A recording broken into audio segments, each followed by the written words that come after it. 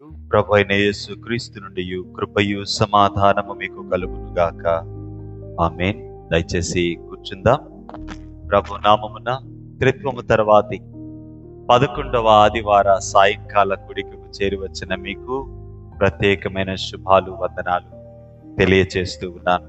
దేవుని కృప మనలందరినీ సజీవు లెక్కలో ఉంచి మరొకసారి దేవుని వాక్యము వినటానికి, దేవుని వాక్యము ద్వారా మనము బలపరచబడటానికి ఇచ్చిన ఈ సహాయాన్ని బట్టి దేవుణ్ణి స్తుతిస్తూ ఉన్నాను. త్రిత్వ కాలములో త్రిత్వము తర్వాతి 11వ ఆదివార ధ్యానము కొరకు మన ముందున్నటువంటి లేఖన భాగాలు సమూయేలు 2వ గ్రంథము 22వ అధ్యాయము, రోమాపత్రిక 10వ అధ్యాయము, లూకాసు వార్త 7వ అధ్యాయం. ఈ సంగతులు మనము జాగ్రత్తగా పరిశీలన చేయటానికి ప్రయత్నం చేద్దాం. అయితే మనము ఆలోచిస్తూ ఉన్న సంగతులు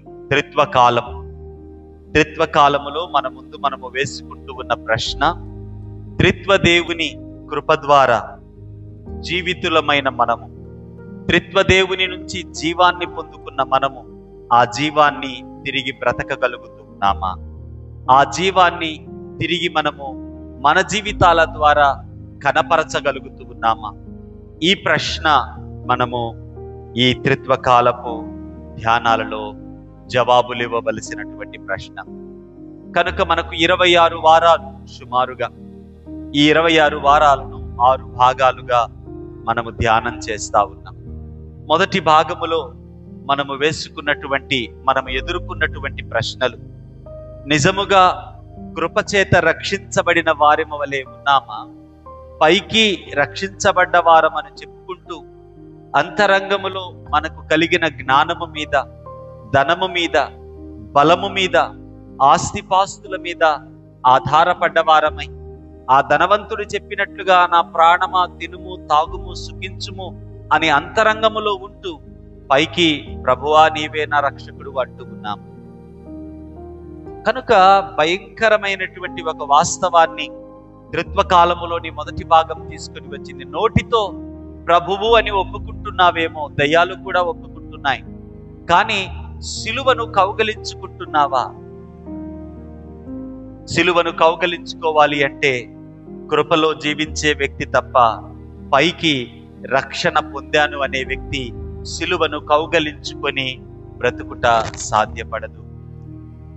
కనుక సజీవమైన బండ అయిన యేసు క్రీస్తు మనలందరినీ ఆయనలో సజీవమైన రాళ్లుగా మార్చి మనలను కృప ద్వారా ఆత్మ మందిరాలుగా కడతా ఉన్నాడు.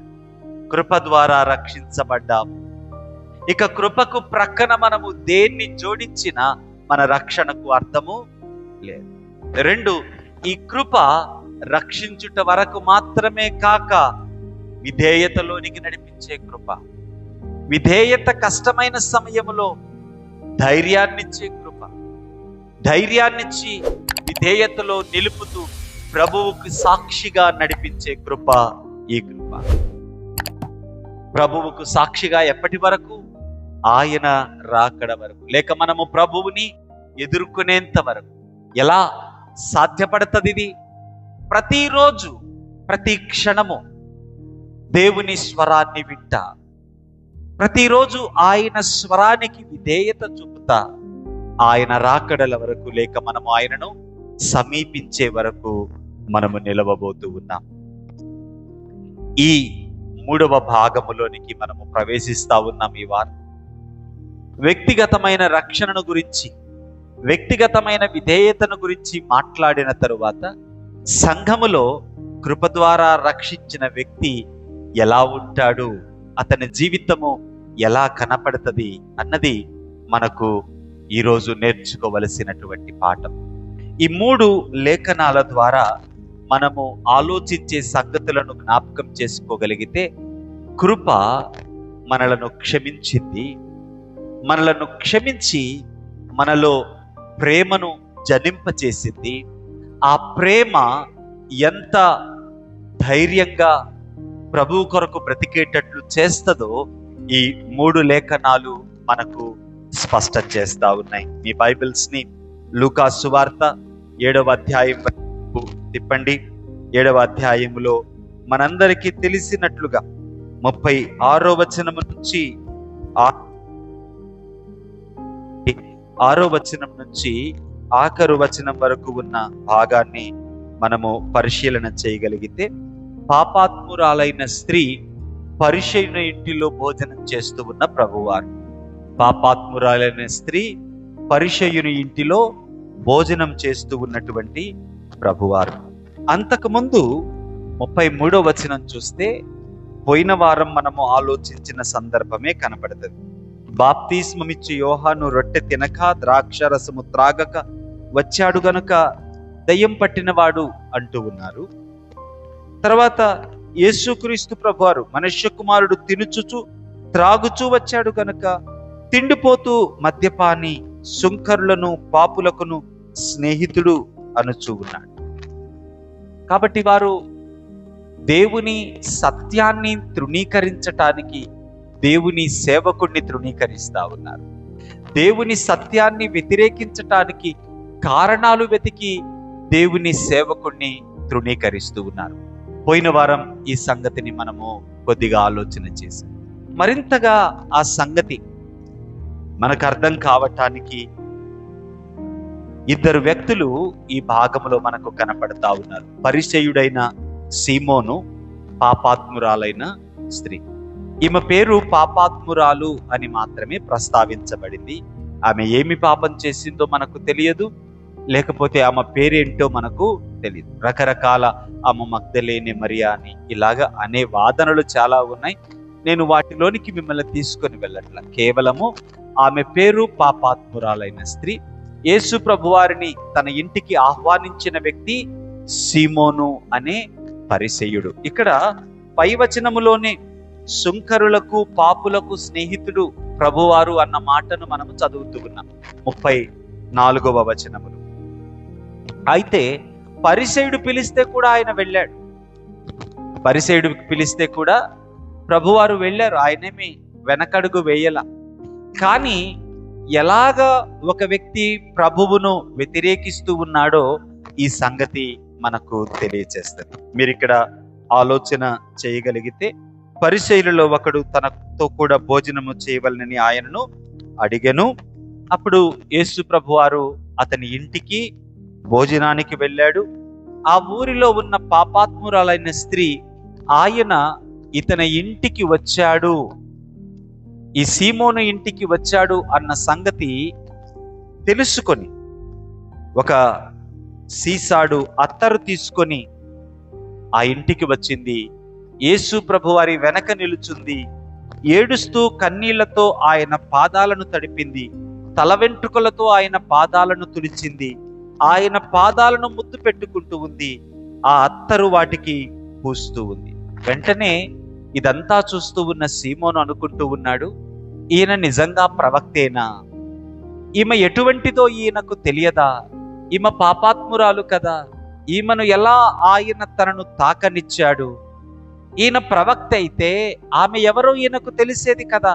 ఒక్క సమయములోనే ఇద్దరిని గురించి తీర్పు తీరుస్తూ ఉన్నాడు. ఒకవైపున యేసు ప్రభువారు ఈయన ప్రవక్తేనా అని ప్రశ్నిస్తూ ఉన్నాడు అంతరంగములో. రెండవ వైపు ఆ స్త్రీ ఈమె పాపాత్మురాలు అని ఆయన మరొకసారి మాట్లాడుతూ ఉన్నాడు. యేసు ప్రభువారి దగ్గరకు వచ్చిన ఆ స్త్రీని, ఆమెను అదే కోణములో చూస్తూ ఉన్నటువంటి, ఆమె క్షమించపడకూడని వ్యక్తిలాగా, లేకుంటే ప్రభువు సాన్నిధ్యములో నిలవకూడని వ్యక్తిలాగా ఆ పరిసయ్యుడు ఆమెను చూస్తూ ఉన్నట్లుగా మనకు అక్కడ అర్థమవుతా ఉంది. అయితే ఈ అంతరంగ స్థితిని గమనించిన యేసు ప్రభువారు సీమోనుతో మాట్లాడుతా ఉన్నాడు 40వ వచనంలో. అందుకు యేసు, సీమోను, నీతో ఒక మాట చెప్పాలి అన్నాడు. ప్రభువా చెప్పు. వెంటనే ప్రభువారు ఒక ఉపమానాన్ని చెప్పాడు. ఒక అప్పిచ్చే ఆయన ఉన్నాడు సీమోను. ఆయన దగ్గర ఇద్దరు అప్పు తీసుకున్నారు. ఒక ఆయన 500 దేనారాలు అప్పు తీసుకున్నాడు, ఇంకొక ఆయన 50 దేనారాలు అప్పు తీసుకున్నాడు. అయితే ఒక ప్రాముఖ్యమైన డీటెయిల్ ఇక్కడ లూకా భక్తుడు రాస్తున్నాడు 42వ వచనములో. ఆ అప్పు తీర్చుటకు వారి యొద్ద ఏమీయూ లేకపోయెను. వారిద్దరూ కూడా ఒకే స్థానములో నిలుస్తూ ఉన్నారు. ఇతను 50 దేనారాలు కావచ్చు, వారు మరొకతను 500 దేనారాలు కావచ్చు. ఈ ఇద్దరిలో ఒక్కరు కూడా అప్పు తీర్చగలిగే పరిస్థితిలో లేరు. మనకేమనిపిస్తుంది అంటే, ఒకవేళ 500 దేనారాలు అతను, ఎందుకంటే తర్వాత ఆ అప్పిచ్చిన ఆయన ఇరువురి అప్పును క్షమించటాన్ని మనము చూస్తాం. అప్పుడు మనకేమనిపిస్తుంది అంటే, ఈ 500 దేనారాలు పొందుకున్న, ఆ క్షమాపణ పొందుకున్న అతను లాభపడ్డాడు, ఈ 50 దేనారాలు క్షమించబడ్డ వ్యక్తి నష్టపోయాడు అని మనము ఆలోచిస్తాం. కానీ వాస్తవంగా ఇద్దరూ అప్పు తీర్చలేని పరిస్థితిలో ఉన్నారు. ఒకవేళ 500 దేనారాలు ఇతనివి, అతనివి 50 దేనారాలే. 500 దేనారాలు క్షమించబడితే ఈ 50 దేనారాలు అతన్ని వదిలిపెట్టినా ఎంతకాలానికి కూడా అతను ఆ 50 దేనారాల అప్పు తీర్చలేడు. కాబట్టి ఇద్దరు ఒకే పరిస్థితిలో ఉన్నారు, ఇద్దరికీ క్షమాపణ అవసరమే. కానీ మనకు ఎలాంటి పోలిక వస్తుందంటే, 50 దేనారాల అతను పర్వాలేదులే, 500 దేనారాల అతను అబ్బో బాగా లాభపడ్డాడు అని మనకు అనిపిస్తుంది. అక్కడ ఇదే సంగతిని ప్రభువారు బయట పెడతా ఉన్నారు. చూడండి, అందుకు ప్రభువారు సీమోనుతో అడుగుతూ ఉన్నాడు, అయ్యా సీమోను, మరి 500 దేనారాల అప్పును అప్పిచ్చిన ఆయన క్షమించాడు, 50 దేనారాల అప్పును కూడా అప్పిచ్చిన ఆయన క్షమించాడు. ఇందులో ఎవరు ఎక్కువగా అప్పిచ్చిన వాడిని ప్రేమిస్తారు? వెంటనే సీమోను చెప్పిన మాట, ఎవరి అప్పు ఎక్కువగా క్షమించబడినో వారే. వెంటనే ప్రభువారు అన్నమాట, చక్కగా చెప్పావు, నువ్వు చక్కగా చెప్పావు. అంటే సీమోను సిద్ధాంతాన్ని బాగా అర్థం చేసుకున్నాడు, వేదాంతాన్ని బాగా అర్థం చేసుకున్నాడు. కానీ వాస్తవ జీవితంలోనికి తాను అర్థం చేసుకున్న వేదాంతాన్ని అప్లై చేసుకోవటల్లా. కనుకనే ఆ స్త్రీతో తనను పోల్చుకుంటూ ఉన్నాడు. తాను అనుకుంటూ ఉన్నాడు, ఆ స్త్రీ కంటే నేను ఘనమైన స్థితిలో ఉన్నాను కనుక ఆమెకు అక్కర ఉన్నంత క్షమాపణ నాకు అక్కరలేదు. పోలిక అర్థమవుతూ ఉందా మీకు? మనము కూడా జీవితంలో ఏం చేస్తామంటే, మనకంటే అధికమైన పాపము చేస్తూ ఉన్న వాళ్ళ వైపు చూసి, వాళ్ళకంటే నేను బాగానే ఉన్నాను కాబట్టి నేను పర్వాలేదులే. ఈ పర్వాలేదు అనే ప్రమాదపు మాట ఏం చేస్తుంది అంటే, మన నిజస్థితిని గుర్తించకుండా మనలను భ్రమపరుస్తూ మనము క్షమాపణ పొందుకోవటానికి మనలను ముందుకు రానివ్వదు. కానీ ఈ స్త్రీ సీమోనుతో పోల్చుకోలా, ఆ భోజన పంక్తిలో కూర్చు ఉన్న ఎవరితో కూడా పోల్చుకోలా.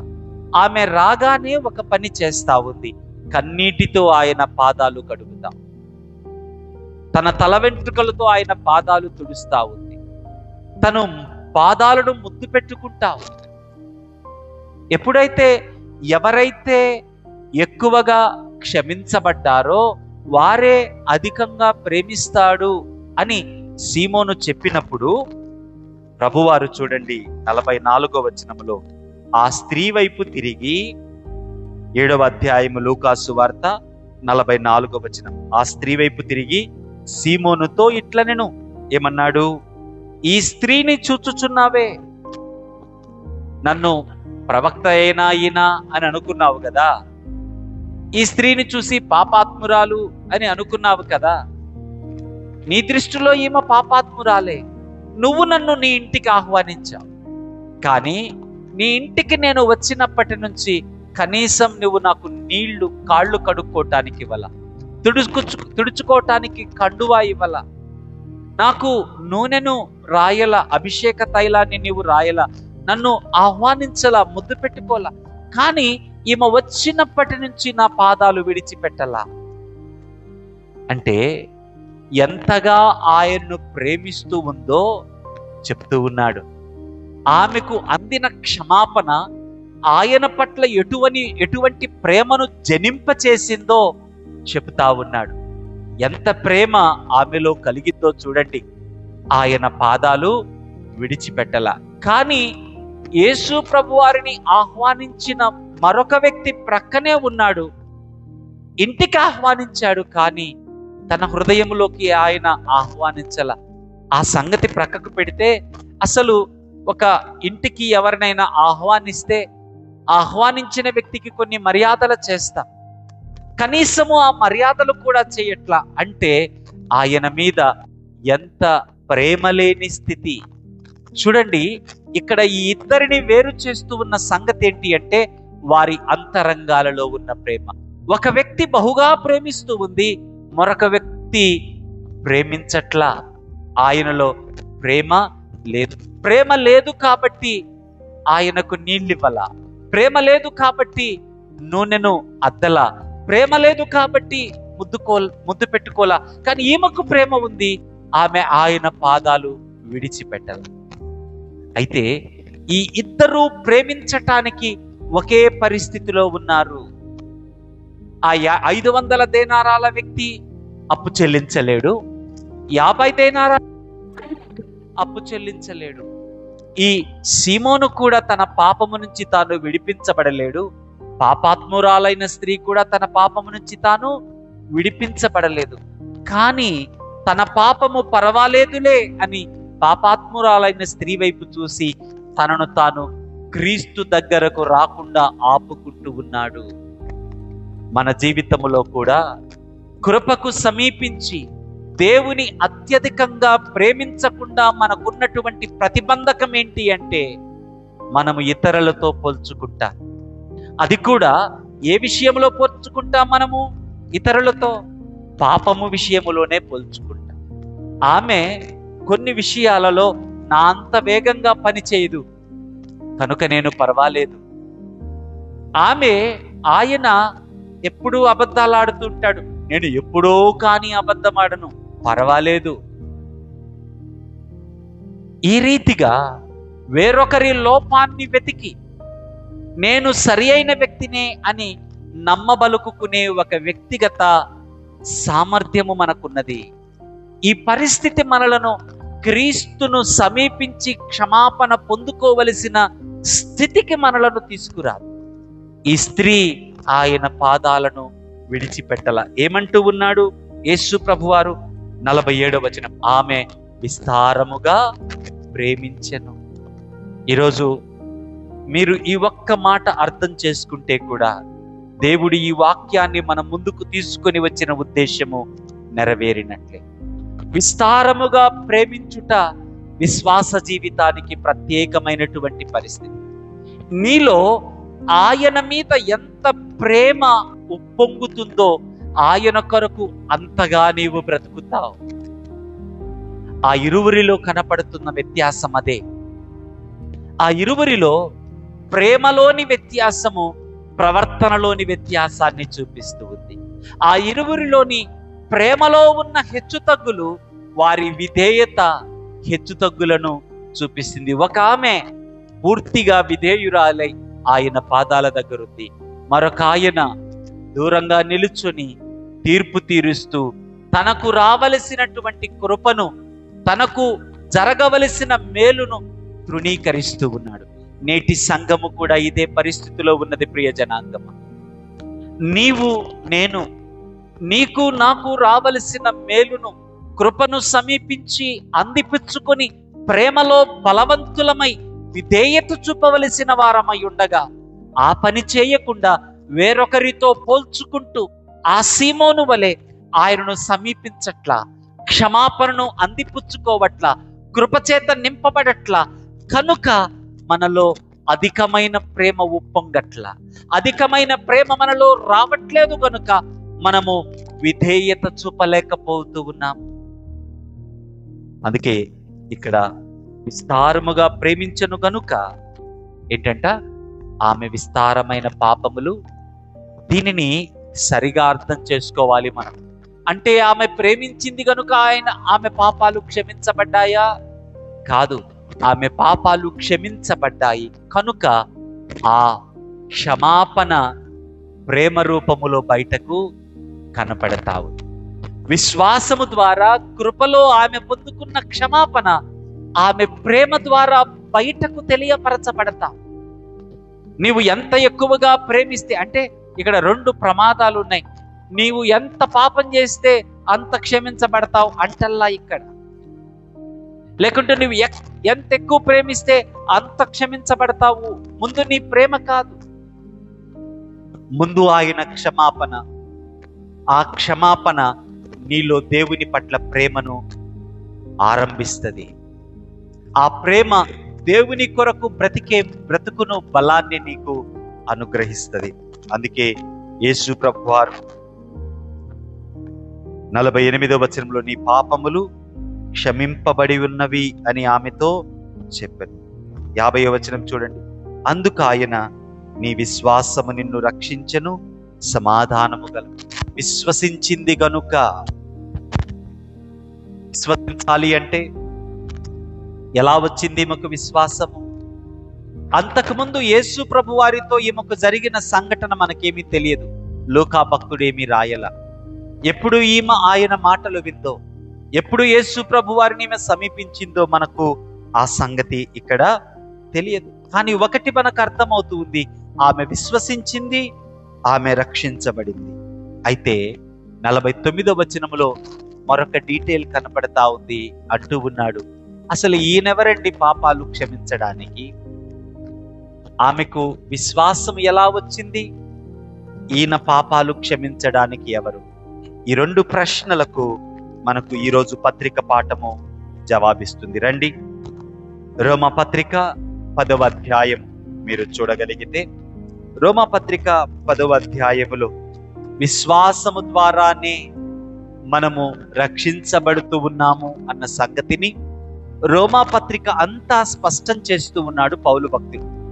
ప్రత్యేకంగా యూదులు, అన్యజనులు విశ్వాసము ద్వారానే రక్షించబడ్డారు అన్న సంగతిని మొదటి 8 అధ్యాయాలలో వివరించిన తరువాత 9, 10, 11 అధ్యాయాలలో ఇశ్రాయేలీలు కూడా, యూదులు కూడా విశ్వాసము ద్వారానే రక్షించబడుతూ ఉన్నారు. అబ్రహాముకు వాగ్దాన పుత్రుడు ఒక్కడే, ఇస్సాకు మాత్రమే. కానీ శరీరానుసారంగా ఇష్మాయేలు, కెతూరాతో సంతానము, ఇంకా అనేక మంది అబ్రహాముకు శరీర సంబంధమైన సంతానం ఉన్నారు. కానీ వాగ్దాన సంబంధమైన పుత్రుడు, విశ్వాసమును బట్టి కలిగిన పుత్రుడు ఒక్కడే, ఇస్సాకు మాత్రమే.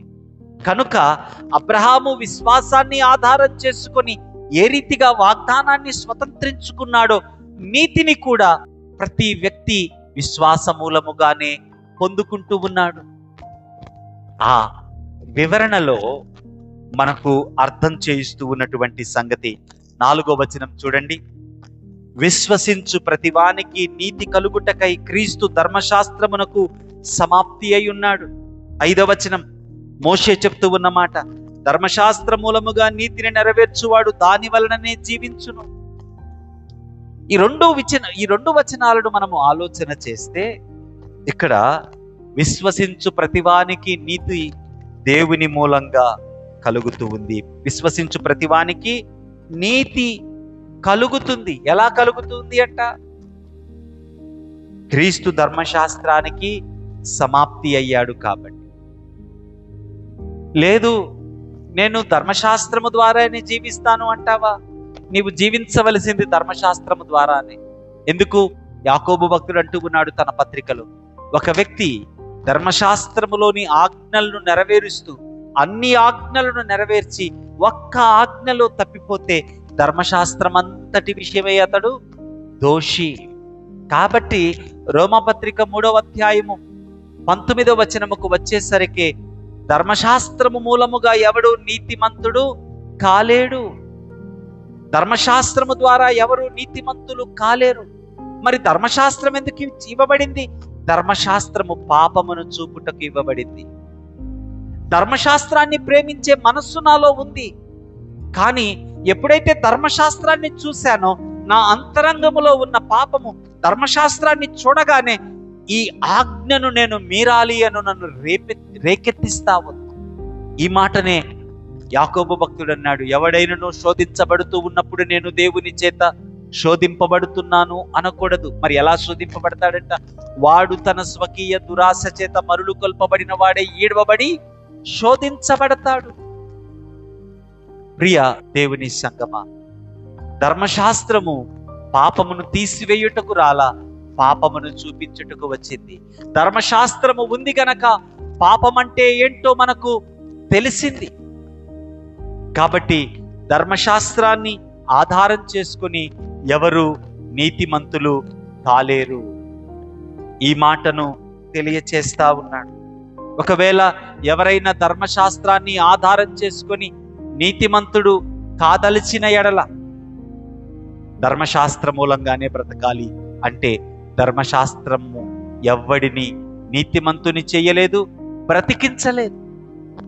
కనుక ఎవడు బ్రతికే పరిస్థితి ధర్మశాస్త్ర ఆధారంగా ఉంది. కానీ క్రీస్తు ధర్మశాస్త్రాన్ని నెరవేర్చి సిలువకు కొట్టాడు కనుక, ధర్మశాస్త్రాన్ని సమాప్తి చేశాడు కనుక, ధర్మశాస్త్రం ఇప్పుడు నూతన నిబంధనగా మన అంతరంగమందు దేవుని స్వహస్తాల చేత రాయబడుతూ ఉంది కనుక ఇప్పుడు అంటూ ఉన్నాడు, విశ్వసించు ప్రతివానికి నీతి కలుగుటకై క్రీస్తు ధర్మశాస్త్రమునకు సమాప్తి అయ్యాడు. ఇప్పుడు చూడండి 6-7 వచనాలలో ఆ నీతి ఎలా కలుగుతుంది, ధర్మశాస్త్రం ఆ నీతిని ఎలా మనకు కలిగిస్తూ ఉన్నాడో ఇక్కడ మనకు తెలియపరచబడతా ఉంది. 6-7 వచనాలు చూస్తే, విశ్వాస మూలముగా నీతి ఈలాగు చెప్పుచున్నది. అంటే విశ్వాసము ద్వారా నీతి ఎలా కలుగుతుందో చూడండి. ఎలా కలుగుతుంది అంట, ఒకడు పరలోకానికి ఎక్కిపోవాలి. ఎందుకు ఎక్కిపోవాలి?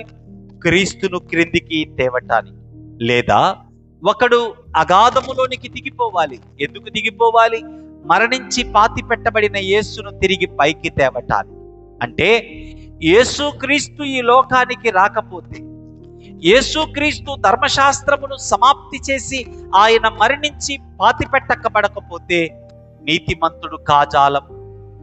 అంటే మనలో ఎవరైనా పైకి వెళ్ళి క్రీస్తును నరావతారిగా క్రిందకు తెచ్చారా? తేలేదు కదా. మనలో ఎవరైనా భూమి యొక్క అగాధములలోనికి వెళ్ళి మరణించి పాతి పెట్టబడిన యేసును తిరిగి జీవితుణ్ణి చేసి తీసుకురాగలిగారా? అది కూడా లేదు కదా. ఈ 2 కార్యాలు చేసిందెవరు? దేవుడే. అంటే ధర్మశాస్త్రము సమాప్తి అవ్వాలి అంటే దేవుని కుమారుడు ఈ లోకమునకు వచ్చి మరణించి పాతి పెట్టబడి తిరిగి లెగవాలి. అది మనెవ్వరి చేతిలో లేదు. ఆ మూలముగానే ఆయన ధర్మశాస్త్రమును ముగించి ధర్మశాస్త్ర సంబంధమైన నీతిని తన మరణ పునరుత్థానముల ద్వారా నీకు అనుగ్రహిస్తేనే నీవు నీతిమంతుడు అవుతావు. ఆ కార్యాన్ని నెరవేర్చింది ఆయనే. అనగా క్రీస్తు మృతులలో నుండి పైకి తెచ్చుటకు అని నీవు నీ హృదయములో అనుకొనవద్దు. అదేమి చెప్పుచున్నది? వాక్యము నీ యొద్దను నీ నోటను నీ హృదయములోనూ ఉన్నది, అది మేము ప్రకటించిన విశ్వాసు వాక్యమే. మీరు ఈ విషయములో ఏమీ చేయజాలరు. కారణం, ఇది దేవుని కార్యము. ఆయనను నరావతారిగా తీసుకుని వచ్చి ఈ లోకమందు ధర్మశాస్త్రమును నెరవేర్చిన వాడిగా బ్రతికించి ధర్మశాస్త్రమునకు అప్పగించబడి ధర్మశాస్త్ర సంబంధమైన నీతిని నెరవేర్చుటకు, ఆ నీతి ద్వారా మన పాపములను క్షమించుటకు ఆయన మరణించి పాతి పెట్టబడి తిరిగి లేచాడు. ఇది దేవుడు చేసిన కార్యం. ఈ వాక్యాన్ని మేము ప్రకటిస్తా ఉన్నాం. ఇదే విశ్వాస వాక్యం. ఎప్పుడైతే ఈ విశ్వాస వాక్యాన్ని నీవు విన్నావో, అంటే ఏ మాట? అదేమనగా యేసు ప్రభువని నీ నోటితో ఒప్పుకొని దేవుడు మృతుల్లో నుండి ఆయనను లేపినని నీ హృదయమందు విశ్వసించిన ఎడల నీవు రక్షింపబడుదువు. నీ రక్షణ కొరకు నీవు చేయగలిగినది ఏమీ లేదు. నీ రక్షణ కొరకు దేవుడు చేసిన కార్యము నీవు విని అర్థం చేసుకొని నీ నోటితో ఒప్పుకుంటే నీవు రక్షించబడతావు. ఏం చెప్తూ ఉన్నాడు? యేసు ప్రభువని నీ నోటితో ఒప్పుకొని దేవుడు మృతుల నుండి ఆయనను లేపినని నీ హృదయమందు విశ్వసించిన ఎడల, ఇక ఆ రీతిగా తప్ప నీవు నీతిమంతుడు కావటానికి అవకాశము లేదు. మనిషి తన పాపమును జయించే పరిస్థితి మరి ఏ రీతిగా కూడా లేదు. ఆయన నరావతారిగా రావలసిందే. ధర్మశాస్త్రం ఇవ్వబడింది ఆయన ధర్మశాస్త్రాన్ని నెరవేర్చటానికి. నరావతారిగా వచ్చి ఆయన ధర్మశాస్త్రం నెరవేర్చి ధర్మశాస్త్ర సంబంధమైన నీతిని నీకివ్వటానికి ఆయన మరణించి పాతి పెట్టబడి తిరిగి లేవలసిందే. ఈ రీతిగానే తప్ప దేవుని నీతి ఏ రీతిగా కూడా నీకు కలగదు. కనుక ఆయనను దేవుడు తిరిగి లేపాడు కాబట్టి ఆయన ప్రభువని, ఆయన మరణ పునరుత్థానాలను అర్థం చేసుకున్న వాడవై నీ నోటితో ఒప్పుకున్నప్పుడు నీవు రక్షించబడతావు. దేవుని నీతి నీకు కలుగుద్ది. 10వ వచనం, ఏలయనగా నీతి కలుగునట్లు మనుషులు హృదయములో విశ్వసించును, రక్షణ కలుగునట్లు నోటితో ఒప్పుకొనును. నోటితో ఒప్పుకొనును.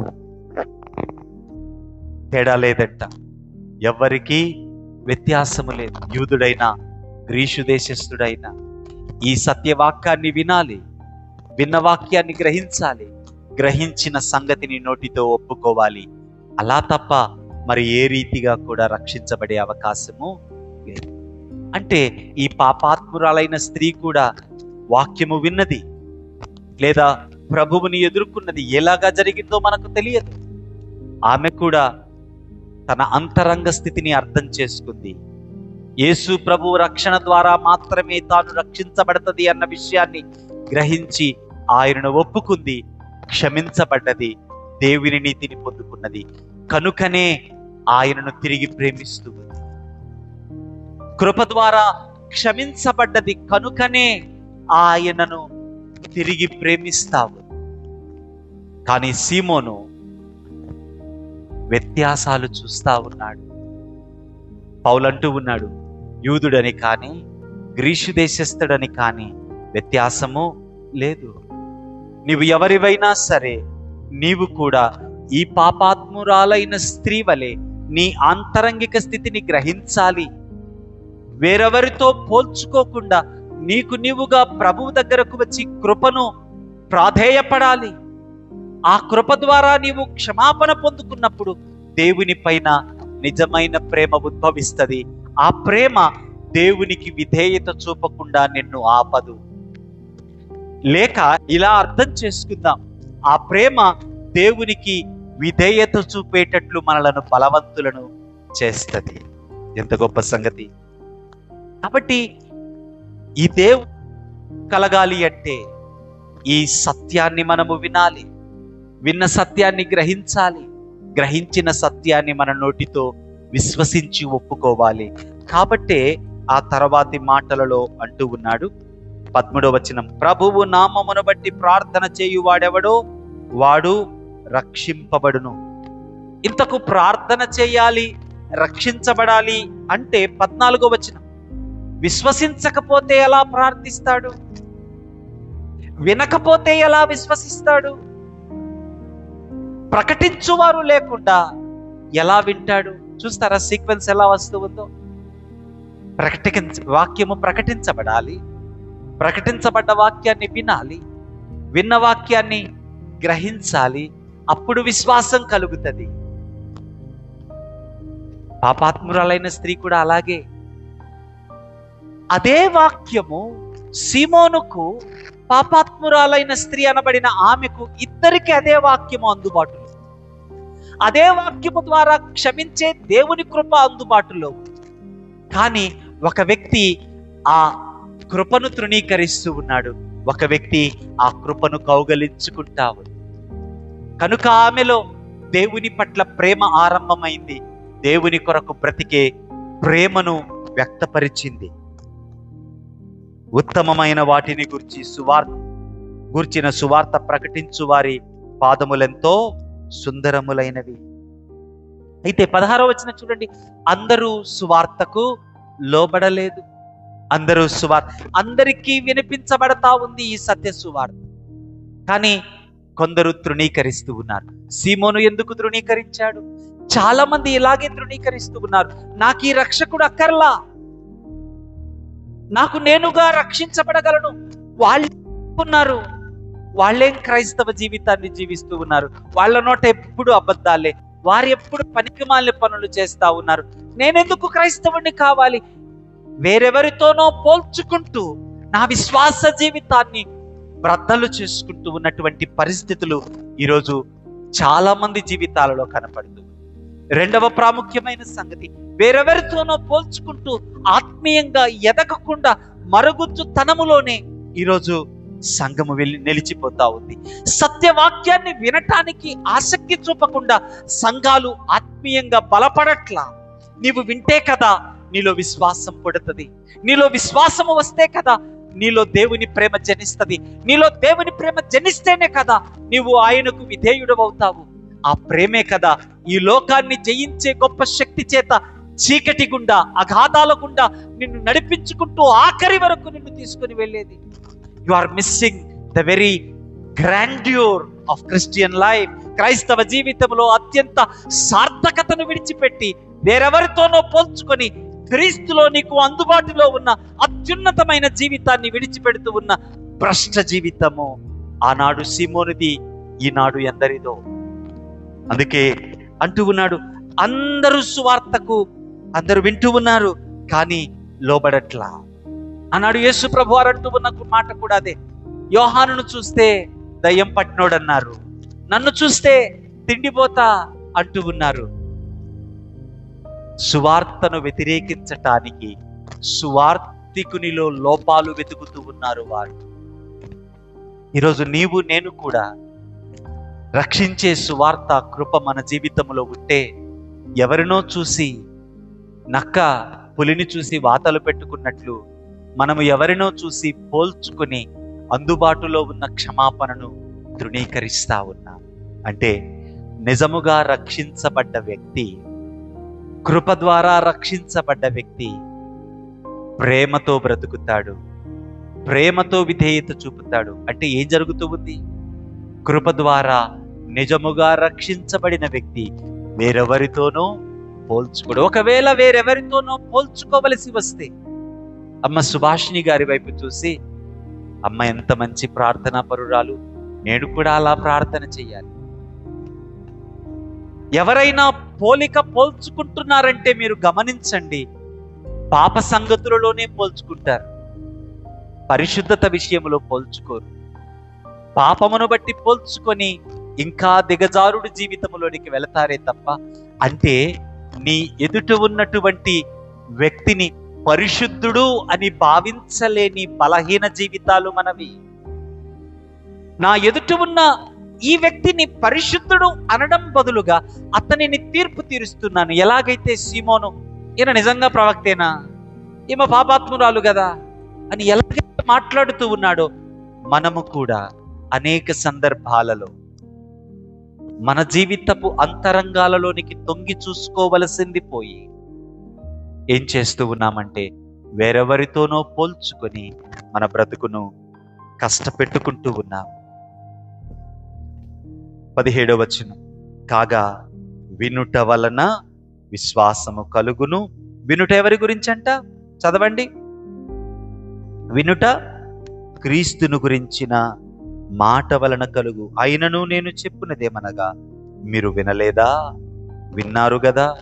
వారి స్వరము భూలోకమందంతటికి, వారి మాటలు భూదిగంతముల వరకును బయలు వెళ్ళను.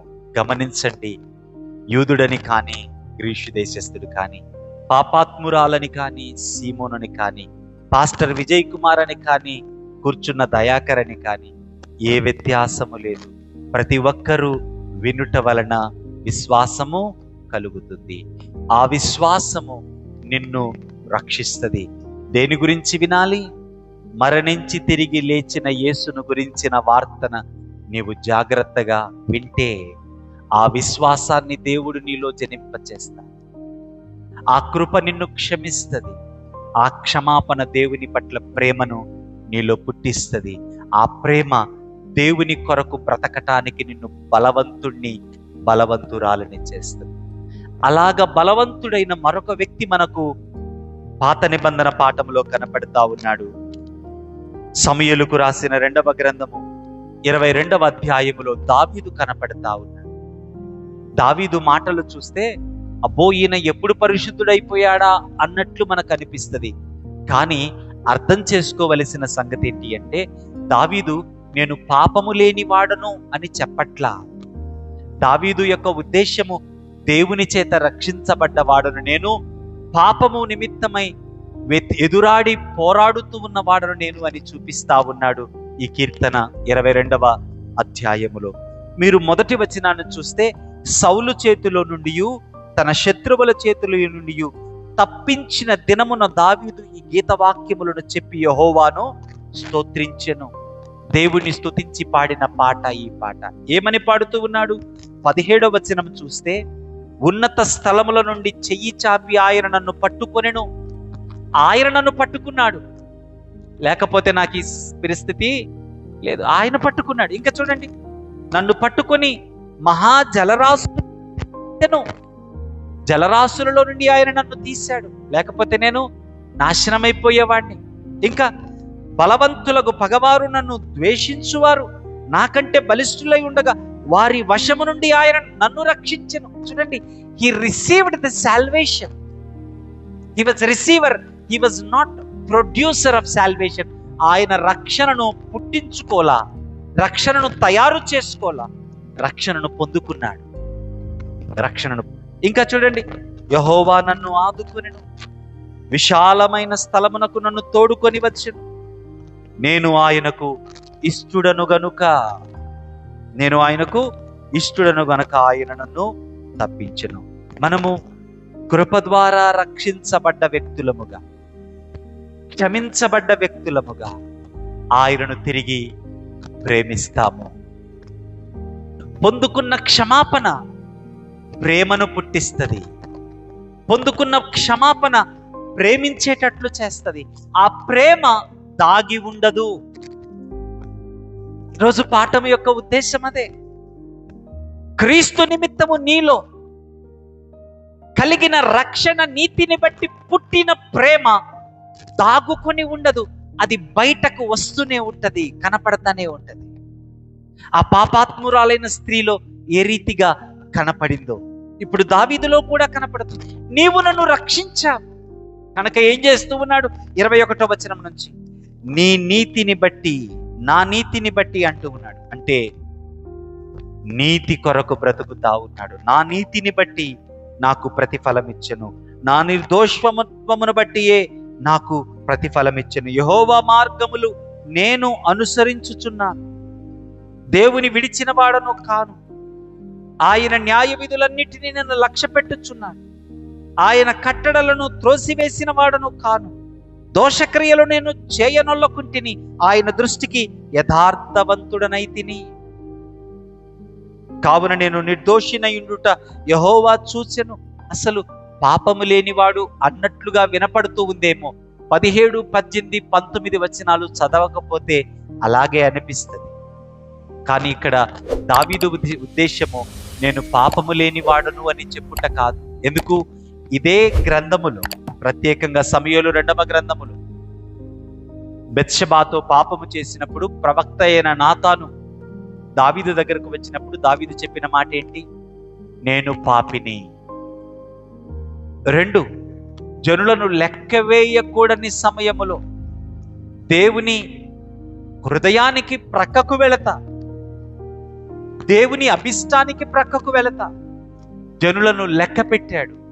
ఆ సందర్భంలో కూడా అనే మాట, నేను పాపిని, నేను పాపము చేయలేదు అంటల్లా, నేను యథార్థవంతుణ్ణి, యెహోవా మార్గములను అనుసరించువాడను, నేను నీతిమంతుణ్ణి అనుటలో ఉద్దేశం ఏంటి అంటే, రక్షించబడ్డ ఆయనలో జనించిన ప్రేమ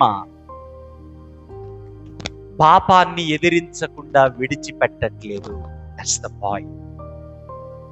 పాపాన్ని ఎదిరిస్తుంది. ఆ పాపాన్ని ఎదిరించి హెబ్రీ పత్రికలో అన్నట్లుగా రక్తము కారునంతగా ఆ పాపముతో దేవుని, మనలో జనించిన దేవుని ప్రేమ పాపముతో పోరాడుతుంది, పరిశుద్ధతలోనికి నడిపిస్తుంది. పౌలు భక్తుడు అంటాడు కొరింథీ సంఘానికి తన 2వ పత్రికలో రాస్తూ, నా శరీరములో ఒక ముళ్ళుందయ్యా. సాతాను దూత నా శరీరములో ఆ ముళ్ళును ఆధారం చేసుకుని నన్ను నలగగొడుతూ ఉన్నాడు. సాతానుడు ఎందుకు నలగగొడుతూ ఉన్నాడు?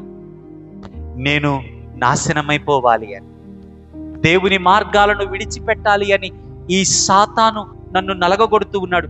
ఏ రీతిగా అయితే యోబు దేవుని దూషించి వదిలిపెట్టాలని శ్రమలను కలిగించాడో అలాగా సాతాను దూత పౌలును నలగగొడతా ఉన్నాడు. అయితే దేవుని కృప ఏంటో తెలుసా?